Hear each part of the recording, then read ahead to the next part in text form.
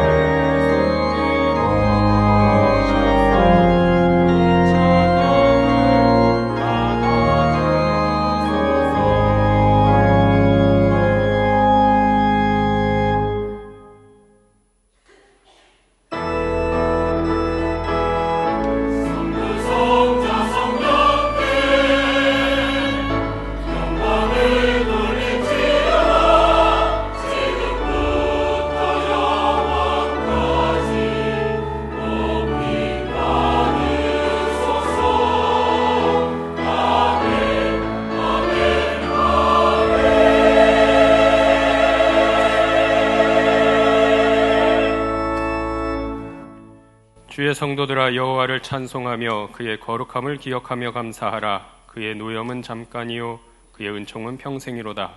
저녁에는 울음이 깃들일지라도 아침에는 기쁨이 오리로다. 아멘. 우주 만물을 지으신 아버지 하나님, 거룩한 주일을 기억하여 예배자리 사모하게 하시니 감사드립니다. 이 시간 드리는 예배 가운데 예수 그리스도의 십자가와 부활을 기억하게 하시고 주님 앞에 모든 허물을 자복할 때에 주께서 모든 죄악을 사하여 주옵소서. 말씀을 통해 새 힘을 얻는 귀한 예배되게 하여 주시옵소서. 모든 말씀 우리를 구원하신 예수 그리스도의 이름으로 기도드리옵나이다. 아멘.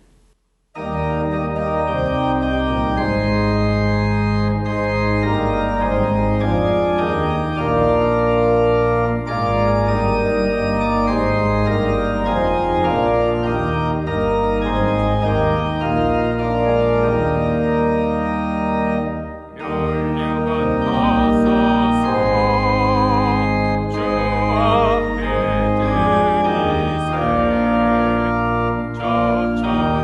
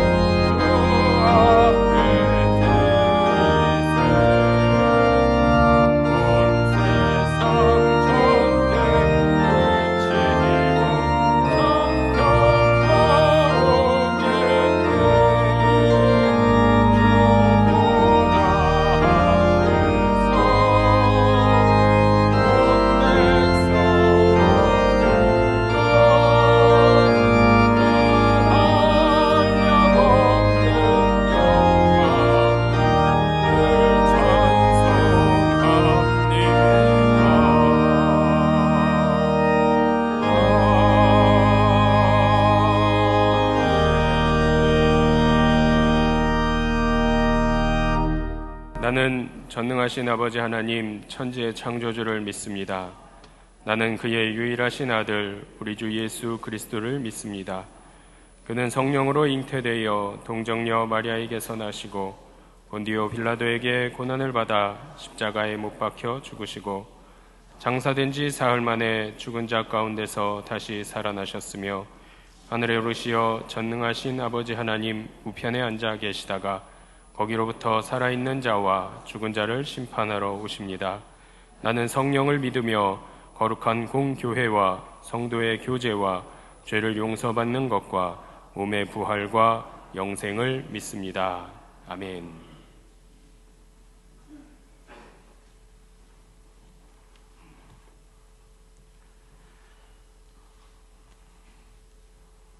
사랑이 많으신 하나님 아버지, 은혜를 감사드립니다.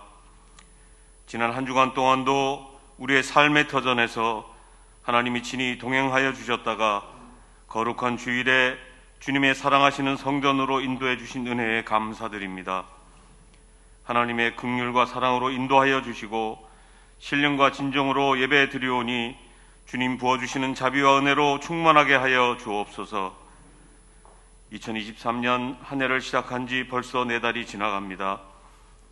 올해도 우리 교회 선장 되시는 하나님을 모시고 믿음의 항해를 성공하는 교회로 주님께서 원하시는 사랑의 공동체가 되어 하나님의 뜻을 이루어가는 교회가 되길 간절히 원합니다. 열심으로 모이고 성령으로 기도하고 사랑으로 섬기는 선한 협력과 교제와 나눔이 풍성하게 하여 주옵소서. 뜨거운 성령의 체험이 늘 강하게 역사하는 능력의 성전이 되게 하시고 부르짖는 기도마다 응답받는 축복의 성전이 되게 인도하여 주옵소서. 교회를 위해 섬기시는 모든 부서와 당직자들에게 지혜와 능력을 더하여 주시고 하나님의 선한 뜻을 잘 분별하고 하나님의 말씀에 순종함으로 날마다 그 수가 더하여지고 열매가 풍성한 강석교회로 축복하여 주옵소서. 우리의 삶 가운데 오직 하나님만을 의지하기를 원합니다. 지금 이 시간 내가 만난 여러 가지 문제들로 인하여 주님의 도움을 간절히 간구하는 목소리를 들으시고 응답하여 주옵소서. 주님 친히 역사하시사 온전하게 해결하여 주옵소서. 지금의 문제로 인하여 하나님을 떠나거나 포기하는 나약한 믿음이 되지 않게 하시며 고난 가운데서도 기도하며 인내함으로 승리했던 욥과 같이 우리의 믿음이 시련을 통해 더욱 단련되고 연단되어 정금같이 되는 축복이 있게 하여 주옵소서. 오늘 말씀을 전하실 담임 목사님을 영육간의 강건함으로 늘 채워 주옵소서. 세우신 제단에서 선포하시는 말씀의 능력을 더하심으로 듣는 우리의 마음을 울리게 하시고 그 말씀이 우리의 삶 가운데 능력으로 나타나게 하여 주옵소서. 주의 전에 나올 때에 힘들고 지친 몸을 이끌고 나온 주의 자녀들이 오늘 들은 말씀으로 새로운 힘을 얻게 하시고 믿음으로 온전히 회복되는 역사를 허락하여 주옵소서. 부목사님과 전도사님들께도 같은 은혜를 허락하시고 저들의 헌신과 섬김을 통해 우리 강석교회가 더욱 굳건히 세워져 가게 축복하여 주옵소서. 거룩한 주의 날 성전 곳곳에서 예배를 위하여 섬기고 봉사하는 헌신의 손길들을 기억하시고 할렐루야 성가대의 귀한 찬양을 통하여 주님 홀로 영광 받으시며 함께 듣는 저희들에게 기쁨과 감격이 충만하게 축복하여 주옵소서.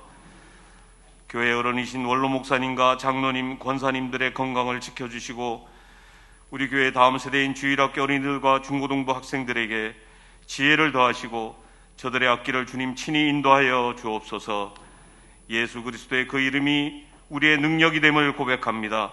내 삶의 주인은 예수님이라는 고백이 우리의 삶 가운데 늘 나타나게 하시고 베풀며 섬기시고 이웃을 사랑하셨던 예수님 모습이 우리를 통해 세상에 나타나도록 은혜 내려 주옵소서.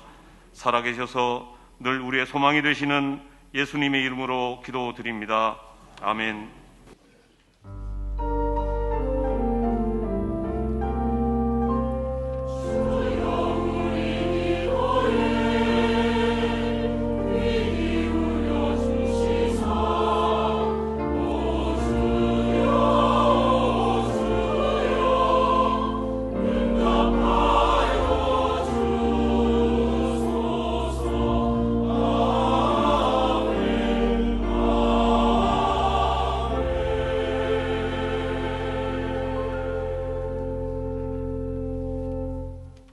오늘 예배에 처음 등록하신 분 세 가족이 계셔서 소개해드리겠습니다. 우리 장수진 성도님, 김계순 집사님께서 인도하셨습니다. 자리에서 잠시 일어나 주시기 바랍니다. 예. 또 어제 우리 결혼식을 마치고 인사온 우리 신혼부부가 있습니다. 김재용 장로님, 또 이혜용 권사님의 차녀되는 우리 김수화 성도, 또 박재혁 성도, 어제 결혼 예식을 마치고 예배에 참석했습니다. 자리에 잠시 일어나 주시고요.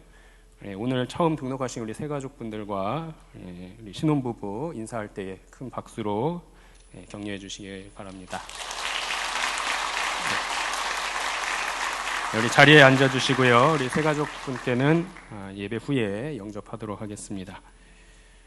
교회 소식을 말씀드리겠습니다. 오늘 오후 예배는 오여건사회 헌신 예배입니다. 다음 주일은 기관의 날입니다. 모임입니다. 이 여건사의 원례회가 있습니다. 주보를 참조해 주시기 바랍니다. 알림입니다. 유아 세례식이 5월 7일 어린이 주일 3부 예배에 있습니다. 유아 세례를 희망하시는 부모님은 우리 교구 교육자에게 신청해 주시기 바랍니다. 할렐루야 찬양대 대원을 모집합니다. 문의는 강양수 안수 집사님, 이신영 집사님께 주보에 기재된 연락처로 문의해 주시기 바랍니다.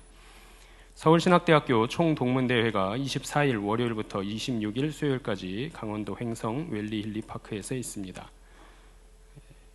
강서지방의 남전도회 연합회 원례회가 오늘 오후 4시 서울중앙교회당에서 있습니다. 교회 출발은 오후 예배 후에 하도록 하겠습니다. 교우 소식입니다. 423구역 김재용 장로님, 이혜윤 권사님께서 은혜에 감사하여 아름다운 꽃을 헌물하셨습니다. 입대하는 청년이 있습니다. 주보를 참조해 주시기 바랍니다. 결혼 소식입니다. 고등부 담당 이요한 전도사님 결혼식이 29일 토요일 오후 1시에 서부교회당에서 있습니다. 교회 출발은 오전 11시 30분입니다. 세 가정 출발을 위해서 기도해 주시고 축하해 주시기 바랍니다.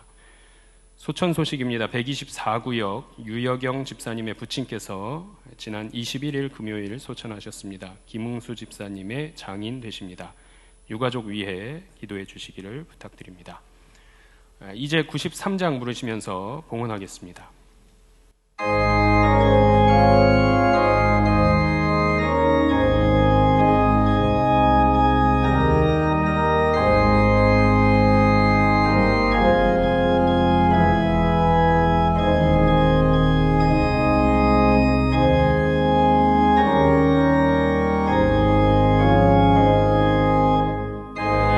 예수는 나의 힘이요 내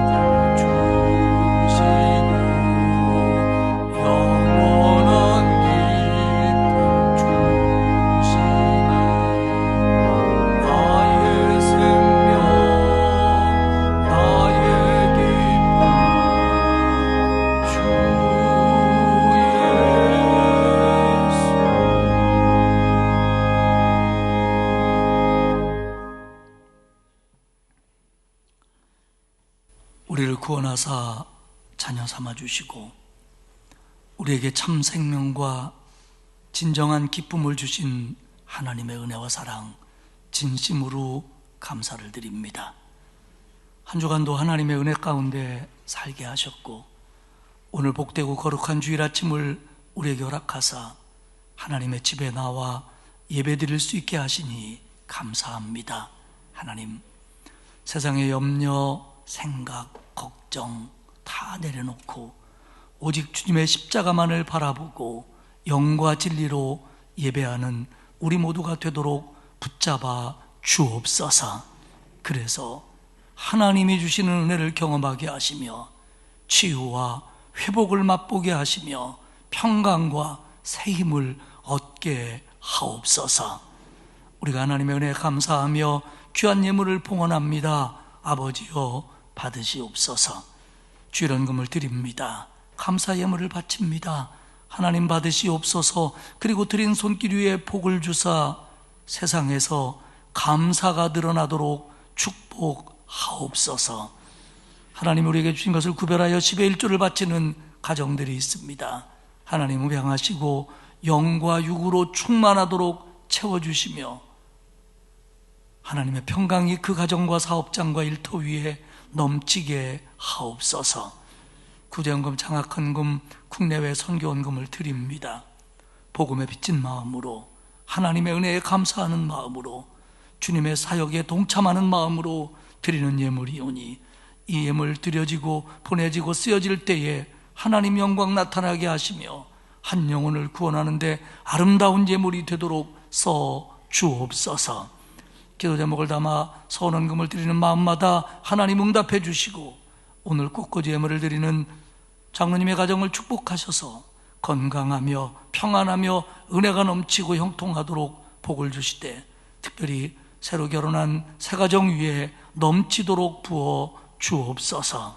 아버지 하나님, 이 나라를 하나님이 붙들어 주시옵소서.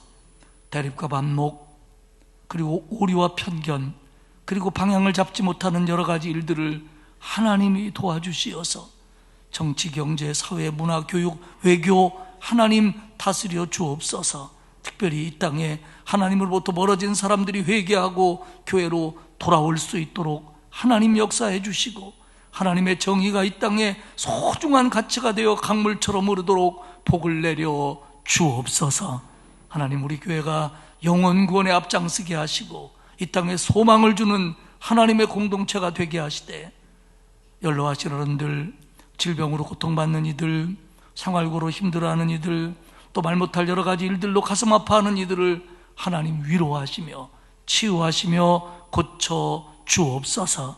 특별히 입원 중인 성도들, 수술해야 될 성도들, 요양원에 있는 성도들, 오늘도 예배에 나오지 못하고 가정에서 몸져 누워있는 성도들을 긍휼히 여기사 주님의 손으로 안수하여 주옵소서.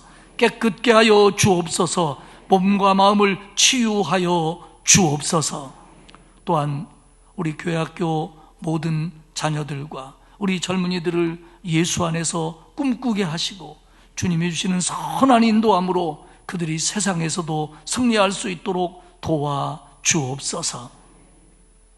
아버지 하나님, 오늘 새롭게 등록한 가정을 축복해 주셔서 우리와 함께 신앙생활 잘하게 하시고 또 상을 당한 가정도 하나님이 위로하여 주시고 새 가정 위에도 복을 내려 주옵소서.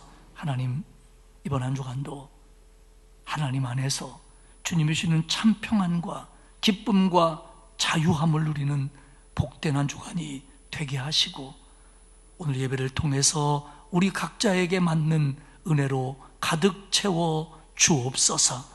감사드리며 예수님의 이름으로 기도하옵나이다. 아멘.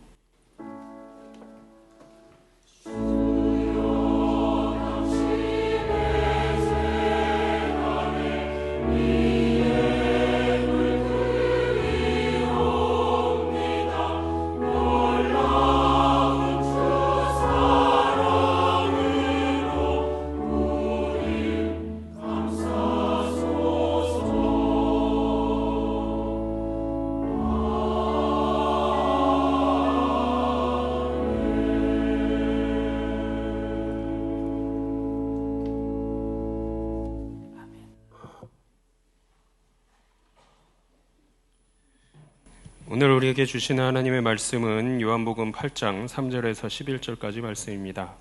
신약성경 157페이지에 있습니다. 요한복음 8장 3절로 11절까지 말씀 봉독하겠습니다.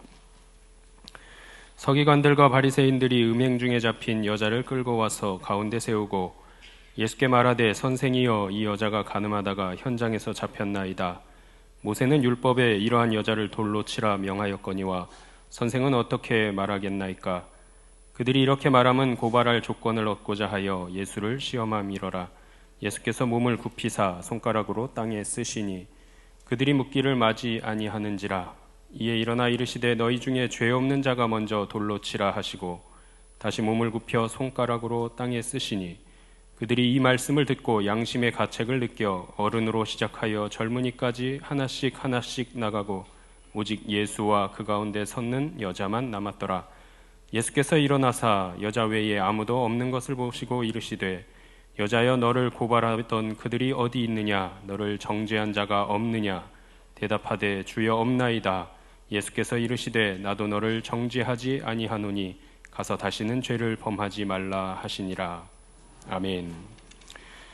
할렐루야. 찬양대에 살아계신 주 찬양 후에 담임 목사님께서 너를 정죄하지 아니하노라 라는 제목으로 말씀 선포하시겠습니다.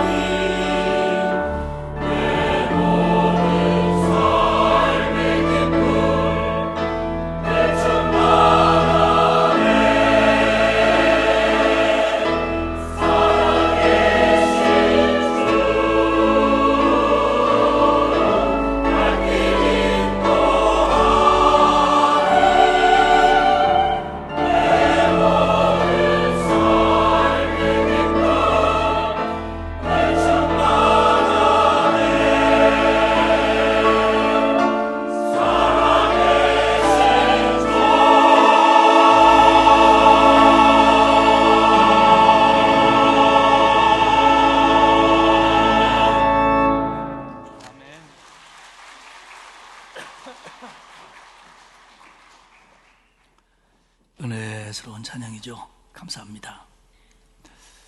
우리 지난주일 보았던 요한복음 7장에 의하면 예수님께서 유대인의 3대 절기 중에 하나인 초막절에 예루살렘으로 올라가셨습니다. 그리고는 성전에서 말씀을 가르치셨죠. 이것을 본 유대인 종교 지도자들은 예수님은 율법 교육을 랍비에게 정식으로 받은 적이 없다. 그리고 말씀을 가르칠 만한 어떤 직책이나 직위도 부여받은 적이 없다라고 하면서 예수님을 공격합니다. 그러자 예수님께서는 나를 보내신 분은 하나님이고 내가 가르치는 교훈은 하나님께로부터 온 것이다, 이렇게 대답을 하십니다. 또한 이어서 말씀하시기를 요한복음 7장 38절에 나를 믿는 자는 성경의 이름과 같이 그 배에서 생수의 강이 흘러나오리라 말씀하셨습니다. 이스라엘 백성들이 초막절을 지키며 광야에서 하나님이 베풀어 주신 은혜를 기억하며 그들이 기대하는 것, 소망하는 것이 있습니다. 그게 뭐냐면 앞으로 살아갈 자신들의 삶 속에서 진정한 삶과 그 생활 속에서 하나님께서 은혜와 기쁨을 충만하게 자기들에게 부어줬으면 좋겠다라는 소망을 가지고 초막절을 보내는 겁니다. 예수님께서는 말씀하시는 겁니다. 그래, 나를 통해서 나오는 생수의 강이 그렇게 해줄 거다. 목마르지 않는 인생을 살게 하며 은혜와 기쁨이 충만하도록 그렇게 해줄 것이다. 그러니 내게 나와라. 그리고 나를 믿어라. 이렇게 말씀하셨습니다. 이렇게 되자 예수님을 반대하는 유대 종교 지도자들은 더 감정이 나빠지는 겁니다. 그러면서 어떻게 하든지 예수를 죽여야겠다라는 마음이 그들에게서 분명해졌고 이제 그 기회만을 노리고 있는 겁니다. 그리고 이어지는 내용이 요한복음 8장입니다. 8장 1절과 2절은 이렇게 기록되어 있습니다. 다 각각 집으로 돌아가고 예수는 감람산으로 가시니라. 아침에 다시 성전으로 들어오시니 백성이 다 나오는지라 앉으사 그들을 가르치시더니. 8장에 의하면 사람들은 이제 저녁이 되어서 다 집으로 돌아갔고요. 예수님은 감람산으로 가셨습니다. 감람산, 겟세마네 언덕이라고도 부르죠. 예루살렘 부근에 있었고요. 예수님이 예루살렘에 오시면 종종 저녁이 되시면 이 감람산으로 가시곤 했습니다. 거기에 예수님을 위해서 특별히 마련된 숙소가 있었던 것은 아니고요. 아마도 언덕 기슭이라든지 그냥 잠자리 역할을 할 수 있는 곳, 그곳에서 기도하시면서 밤을 보내셨던 것으로 보입니다. 꼭 우리가 기억하는 것처럼 예수님이 잡히시던 날 밤 십자가를 앞두고 겟세마네 동산만 가신 것이 아니라 오늘 본문에 의하면 평소에도 그런 일들을 자주 예루살렘에 오셨으면 하셨던 걸로 보여집니다. 그리고 아침이 되어서 예수님은 다시 예루살렘 성전으로 오셔서 사람들을 가르치십니다. 예수님 당시의 예루살렘 성전은 예수님을 반대하는 종교 지도자들, 지금으로 말하면 그 예수님을 죽이려고 하는 그 사람들의 본거지입니다. 예수님이 또 성전에 들어가시면 그들이 시비를 걸 거고 공격할 것이 불을 보듯이 뻔했습니다. 그런데도 예수님은 성전에 들어가십니다. 예수님이라고 그런 상황을 좋아했겠습니까? 그런 분위기를 즐기셨겠습니까? 그건 아닙니다. 예수님도 굉장히 불편하시고 불쾌하셨을 겁니다. 그런 자리, 그런 만남을 좋아하는 사람이 어디 있습니까? 그런데 예수님은 성전으로 가십니다. 왜요? 무리를 가르치기 위해서입니다. 이건 예수님의 사명이에요. 예수님의 사명.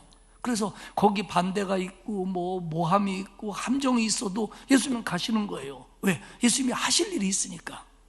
사랑하는 여러분, 우리가 세상을 살면서 신앙생활을 하고 하나님의 사명을 감당하고 헌신하며 살 때 이게 쉽지가 않습니다. 방해도 있고요, 반대도 있고요, 박해도 있을 수 있습니다. 그리고 불편하고요, 또 반대자와 이해 못하는 사람들 때문에 속상하고 상처를 받을 수도 있습니다. 힘이 듭니다. 하지만 우리는 이 사명을 감당해야 될 줄로 믿습니다. 왜요? 우리 사명이니까요. 하나님이 우리를 구원하시고 우리에게 주신 사명이니까요. 그렇기 때문에 힘들고 반대가 있어도 이 사명을 감당할 때 하나님은 우리에게 힘을 주시고 우리를 도와주시고 또한 그 수고에 보상까지 하신다는 걸 믿으시기를 축복합니다. 오늘 우리가 읽은 본문을 가지고 한 2개 정도의 주제로 생각을 해보려고 하는데요. 첫 번째 주제는 재판장인가 피고인가입니다. 아니나 다를까요? 예수님이 오실 줄 알고 유대인 종교 지도자들은 예수님을 공격하고 곤경에 빠뜨리기 위해서 함정을 준비해 놓고 기다리고 있었습니다. 요한복음 8장 3절에 의하면 서기관들과 바리새인들이 음행 중에 잡힌 여자를 끌고 와서 가운데 세우고, 예수님은 성전에 와서 사람들을 가르쳤는데 그 가르침은 음행하다 잡힌 여인을 끌고 온 서기관들과 바리새인들에 의해서 중단이 됩니다. 이 일을 오늘 성경은 서기관과 바리새인들이 주도했다라고 기록을 하는데요. 서기관이 어떤 사람들입니까? 서기관은 주로 바리새파 사람들입니다. 그러나 모든 서기관이 다 바리새파 사람이다, 그렇게 볼 수는 없습니다. 그런데 이 서기관들은 당시 유대교에서 나름대로 중요한 위치에 있었던 사람들입니다. 율법 학사고요, 율법 교수고요, 그리고 윤리학자고요, 그리고 오늘로 말하면 신학자 같은 역할까지도 서기관들이 했습니다. 그런데 이 서기관들이 음행하다 잡힌 여자를 끌고 와가지고 예수님에게 말하기를, 선생님, 이 여자가 간음하다가 현장에서 잡혔습니다. 그러면서 5절에 모세는 율법에 이러한 여자를 돌로 치라 명하였거니와 선생은 어떻게 말하겠나이까? 구약성경 레위기, 신명기 등에 의하면 이런 사람은 사형시켜야 된다, 이렇게 되어 있습니다. 그리고 돌로 쳐야 된다라고 하는 규절이 있습니다. 하지만 그 당시에 노마법은 이런 집행을, 자기들끼리 하는 이런 집행을 법적으로 막고 있었습니다. 왜냐하면 이게 좀 억울할 수도 있고 분명하지 않을 수도 있고 여러 가지가 있기 때문에 노마는 이걸 법으로 막았어요. 하지만 당시 유대인들 가운데 극렬한 사람들은 노마가 막거나 말거나 우리는 율법대로 이 일을 하겠다라고 해서 이런 일을 가지고 폭력을 행사하는 그런 사람들이 있었습니다. 그런데 중요한 건 서기관들과 바리새인들이 왜 이 여자를 예수님에게 끌고 왔느냐 하는 겁니다. 정말 이 문제에 해답을 몰라서 예수님에게 해답을 얻기 위해서, 정말 이 문제의 판결을 좀 제대로 받고 싶어서 예수님에게 판결 받으려고 이 여자를 끌고 온 거냐? 그건 아니라는 겁니다. 앞서 말씀드린 것처럼 요한복음 7장에서 그들이 말하기를 예수님은 정식으로 율법을 배운 적도 없다, 그리고 율법을 가르칠 만한 자격도 직책도 권위도 없다, 그러니까 이분에게 배우면 안 된다, 이 사람은 가르치면 안 된다, 그렇게 예수님을 공격했습니다. 그런데 갑자기 태도가 바뀌어서 예수님에게 가르침을 받기 위해서, 예수님에게 판결을 받기 위해서 이 여인을 데리고 왔을 리가 만무합니다.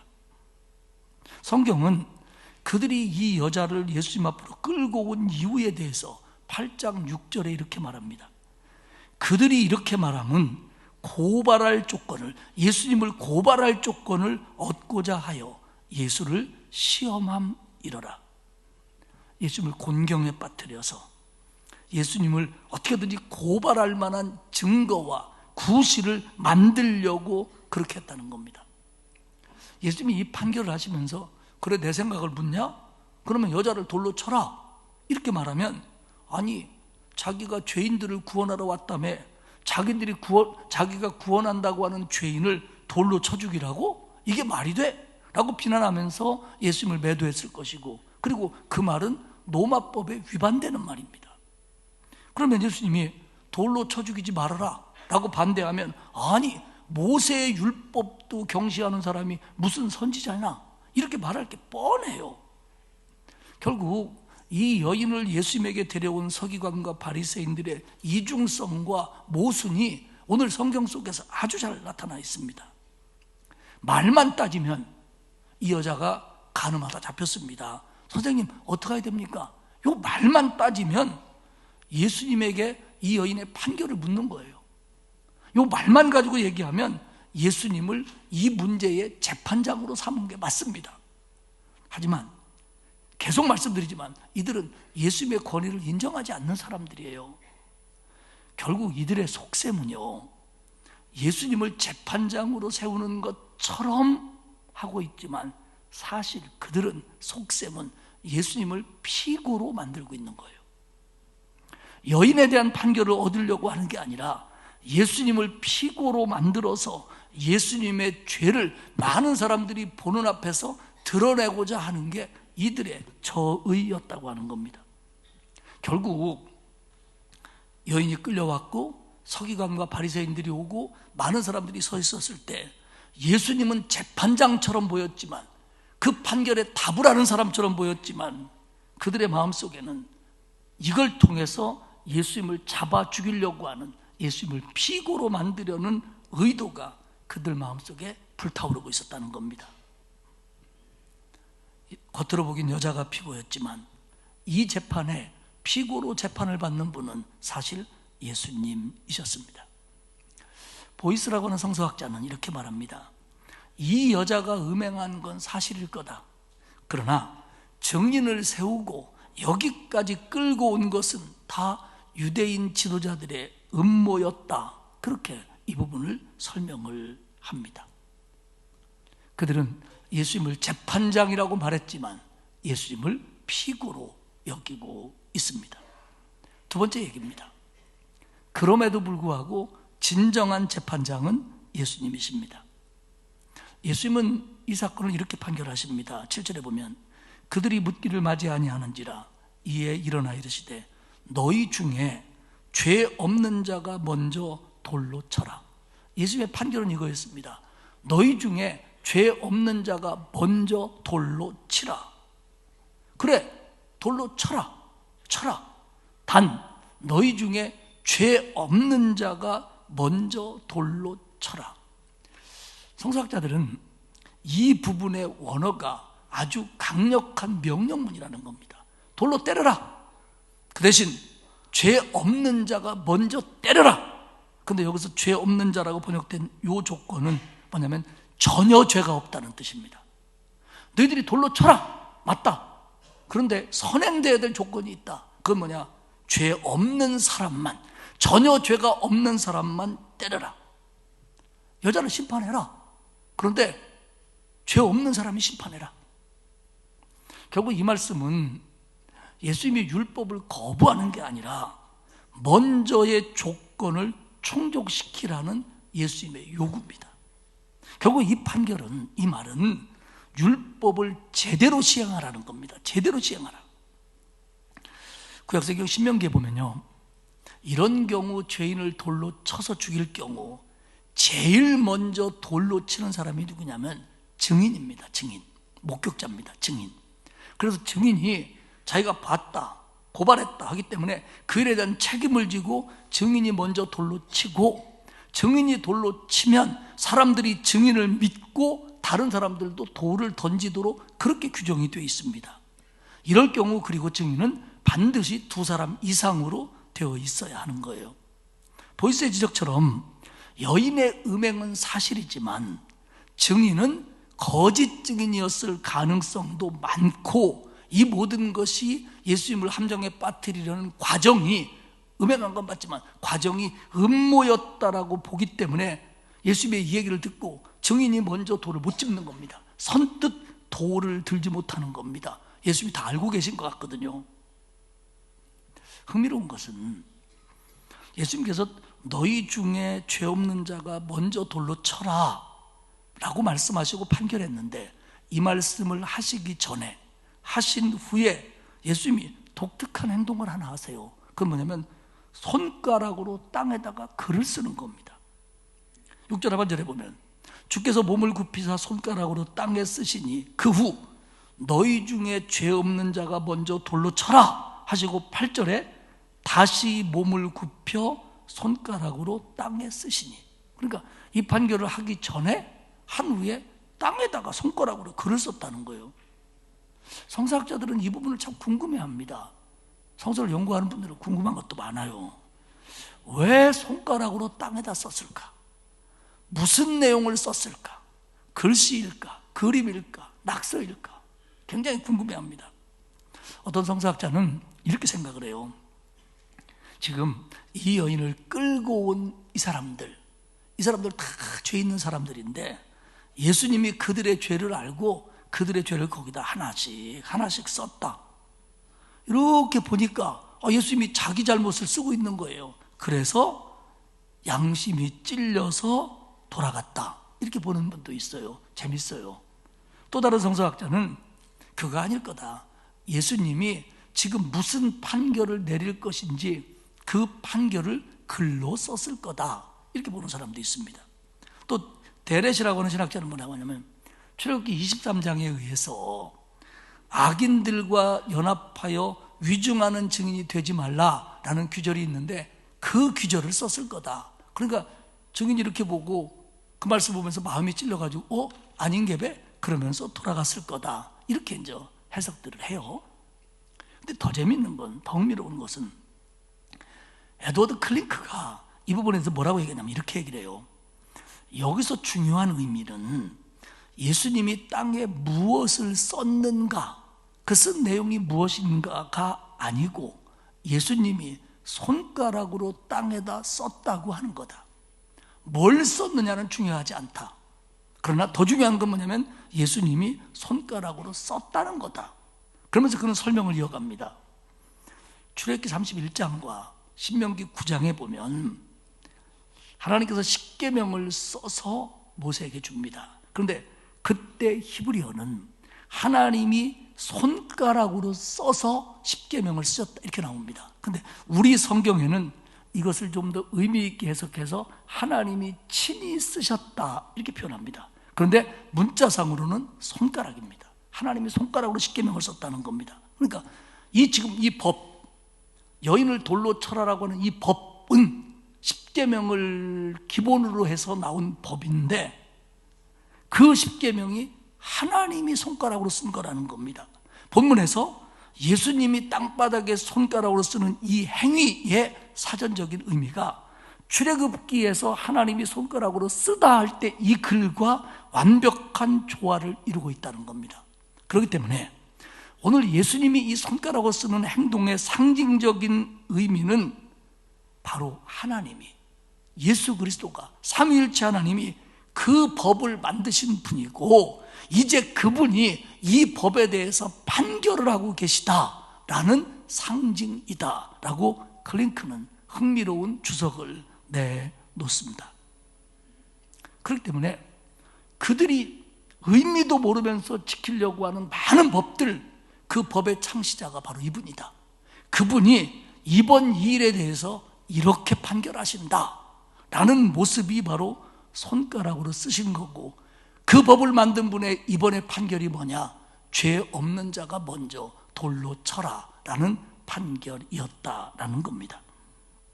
8장 9절에 보면 그들이 이 말씀을 듣고 양심의 가책을 느껴 어른으로 시작하여 젊은이까지 하나씩 나가고 오직 예수와 그 가운데 섰는 여자만 남았더라. 너희 중에 죄 없는 자가 먼저 돌로 때려. 그랬더니 예수님의 이 판결을 듣고 나이 든 사람부터 슬금슬금 돌아가기 시작했다는 겁니다. 이 어른들은 지금까지 지은 죄가 많아서 자리를 뜬 걸까요? 아니면 오랜 인생 경험상 이런 자리에 오래 있어봤자 좋을 일이 없다 생각해서 돌아간 걸까요? 아니면 자신들이 이 여인을 판단할 만한 의인이 아니라는 걸 갑자기 깨닫게 되었을까요? 어쩌면 예수님이 자신들의 모습을 속속들이 알고 있다는 것을 깨닫자 불편해서 돌아갔을 수도 있습니다. 오늘 성경은 그들이 돌아간 이유를 분명하게 적고 있지는 않습니다. 그런데 성경이 기록하고 있는 건 뭐냐면 그들이 마음속에 양심의 가책을 받아서 돌아갔다 이렇게 기록을 합니다. 어쨌든 다 떠나갔습니다. 무리들도 떠나가고 성전에 있던 사람도 떠나가고 서기관과 바리새인들까지도 떠나갔습니다. 이제 그 여인하고 예수님만 남았습니다. 여인은 죄인이고요, 예수님은 재판장입니다. 예수님의 판결에 의하면 이 여인을 정죄할 수 있는 사람은 예수님뿐입니다. 예수님의 판결에 의하면, 그 법을 만드신 이가 판결한 거에 의하면 이 여인에게 돌을 던질 수 있는 죄 없는 분은 예수님밖에 없습니다. 그러니까 예수님은 이제 그 여인에게 돌을 던질 수 있는 자격이 있는 분입니다. 돌을 던진다면 오직 예수님만 던질 수 있습니다. 예수님만이 정죄할 수 있습니다. 예수님이 여인에게 묻습니다. 여자여, 너를 고발하던 그들이 어디 있느냐? 너를 정죄한 자가 없느냐? 여인이 11절에서 대답합니다. 주여, 없나이다. 예수께서 이르시되 나도 너를 정죄하지 아니하노니 가서 다시는 죄를 범하지 말라 하시니라. 11절 말씀에 보면 이 여인이 결백하지 않다는 건 분명합니다. 이 여인이 정죄 받을 사람이에요. 죄가 있어요. 그래서 주님이 얘기합니다. 나는 정죄하지 않겠다.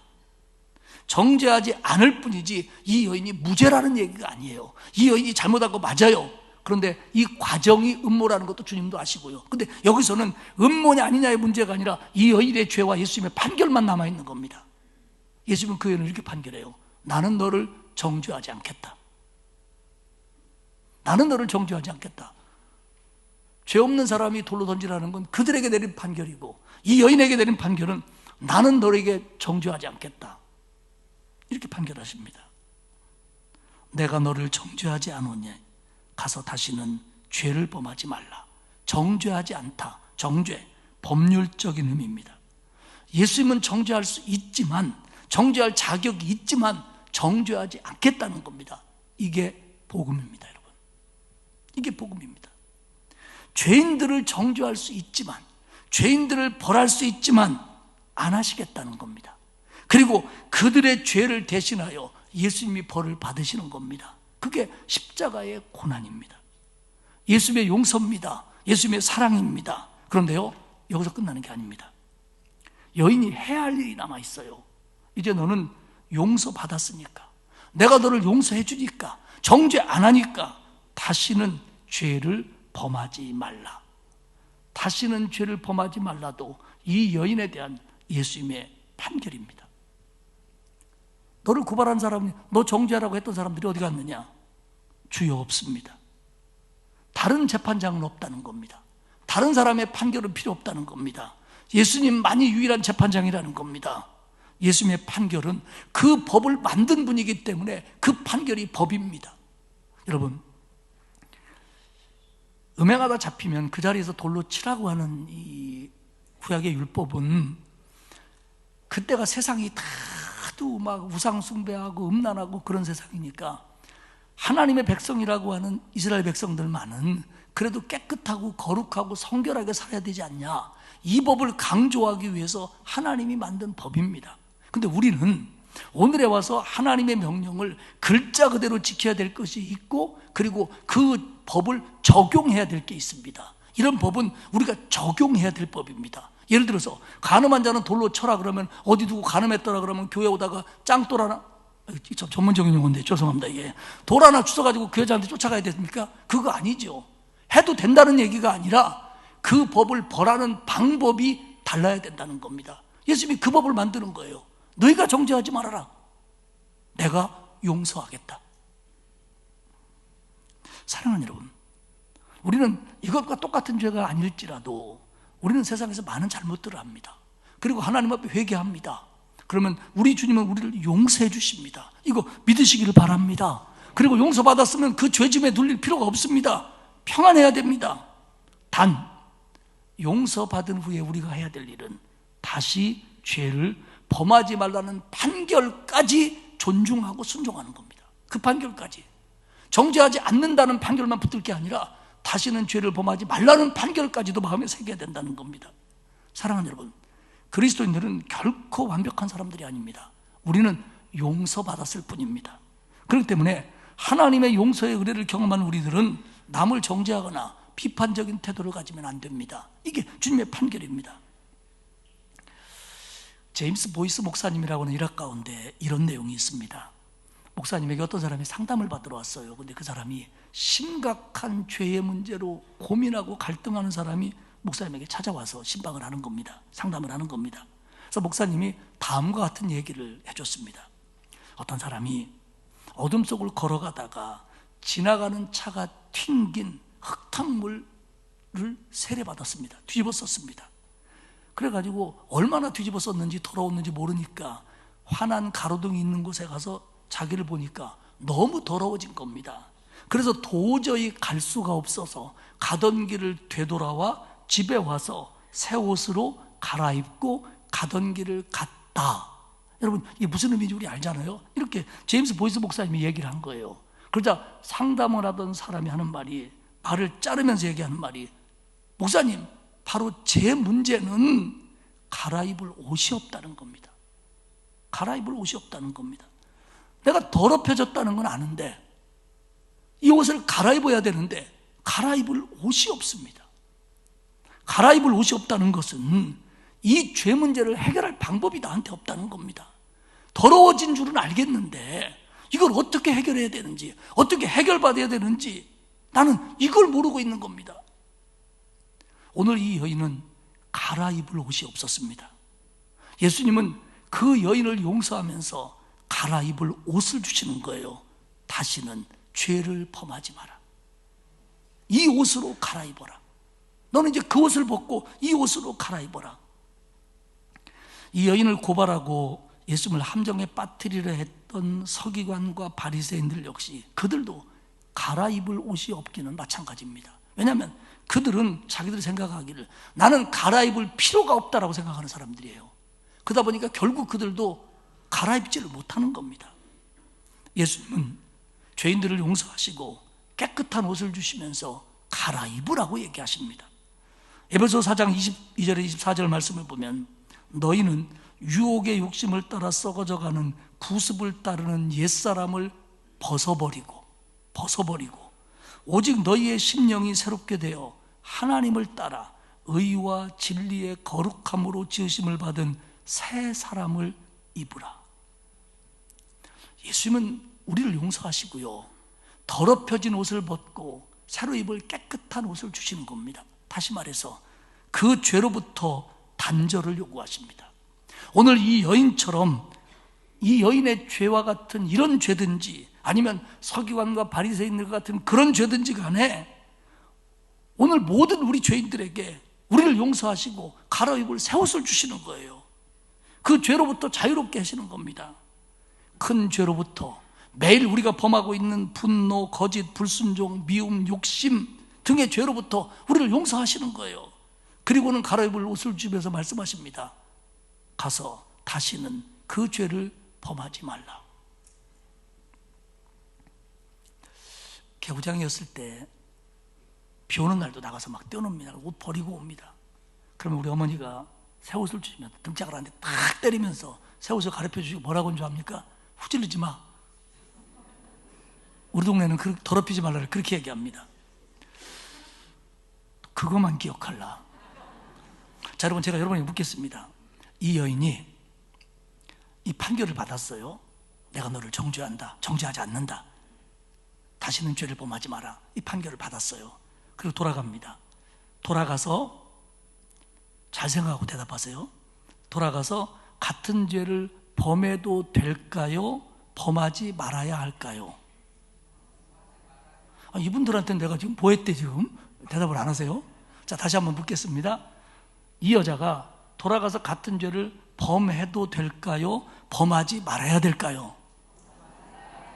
딩동댕 맞았습니다. 더 어려운 문제를 드리겠습니다. 잘 대답하십시오. 그러면 이 여자가 돌아가서 이 죄를 또 범했을까요? 범하지 않았을까요? 알아요? 같은 동네 사람이에요? 이 여자가 죄 범하지 않았다는 걸 책임질 수 있어요? 어디 우장산 살아요, 이 여자가? 이 여자가 가서 이 죄를 범했을까요? 범하지 않았을까요? 정답은 몰라요입니다. 그런데 저는 이 여인이 범하지 않았을 것 같습니다. 두 가지 이유 때문에. 첫째, 자기가 지은 죄가 가져오는 형벌이 얼마나 크다는 걸 뼈저리게 느꼈어요. 아마 이 여인이 이 정도 알았을 거예요. 우리 동네에서는 그러다가 잡히면 돌 맞아. 사회적인 관념상 그렇게 알았을 겁니다. 그런데 이 죄를 저지르고 나서 감당해야 될 그 고난이, 그 벌이 너무 큰 거예요. 이 여자 죽을 뻔했습니다. 정말 예수님 앉았으면 돌 맞아 죽을 뻔했어요. 죄의 삭시, 사망이라는 걸 뼈저리게 느꼈습니다. 그렇기 때문에 전에는 그냥 생각만 했지만 이제는 몸소 당하고 죽을 뻔했기 때문에 이 여자는 그런 짓 안 했을 겁니다. 두 번째, 더 중요한 이유입니다. 나는 이것 때문에 이 여자가 다시는 안 했을 거라고 봐요. 그 뭐냐면 그 여자가 주님의 용서의 은혜를 경험했잖아요.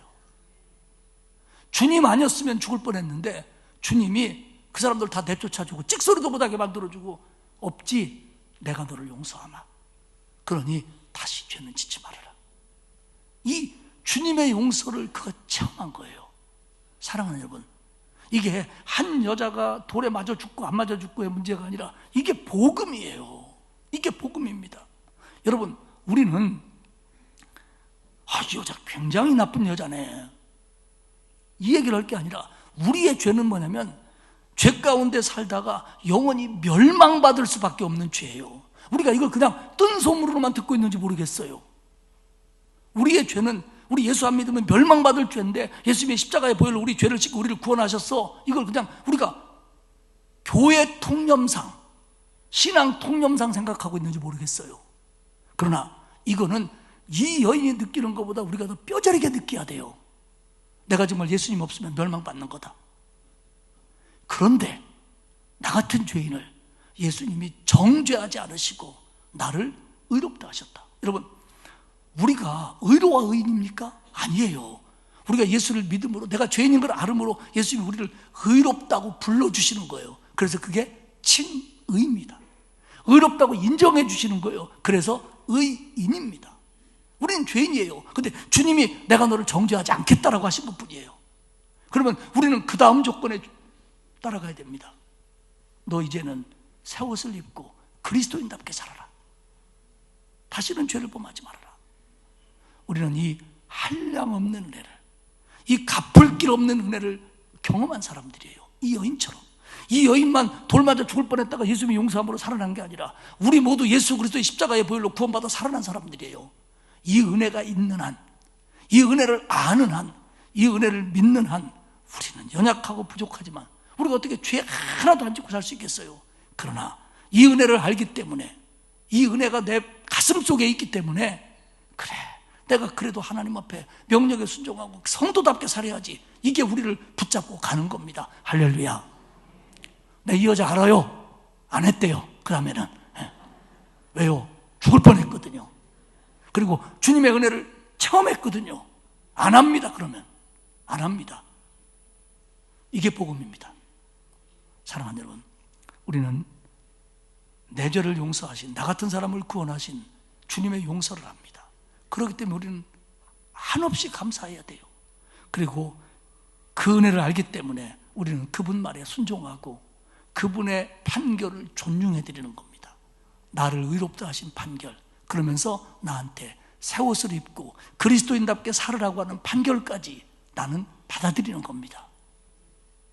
사랑하는 여러분, 주님의 은혜에 감사하며 더욱 그리스도인답게 살려고 몸부림치는 저와 여러분들이 되시기를 축복합니다.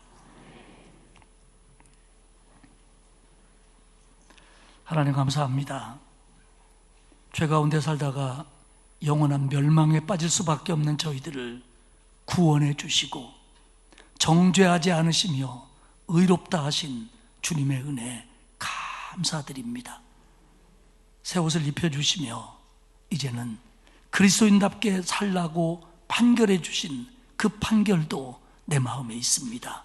주님 은혜에 감사하며 주의 말씀에 순종하며 그리스도인답게 살아가려고 애쓰는, 살아가는 우리 모두 되도록 붙잡아 주옵소서.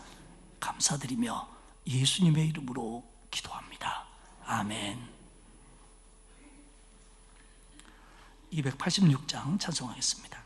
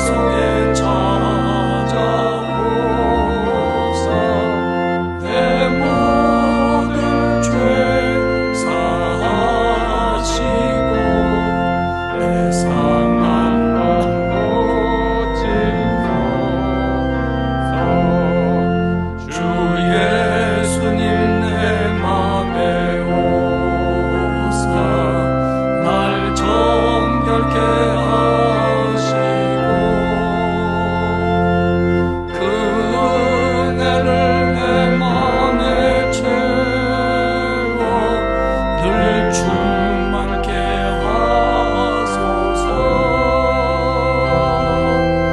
사랑의 주, 사랑의 주, 내 마음속에 찾아오사 내 모든 죄 사하시고 내 상한 맘 고치소서. 주 예수님 내 맘에 오사 내 길 인도하시고 주 성령을 내 맘에 채워 늘 충만케 하소서. 사랑의 주, 사랑의 주, 내 마음속에 찾아오사 내 모든 죄 사하시고 내 상한 맘 고치소서.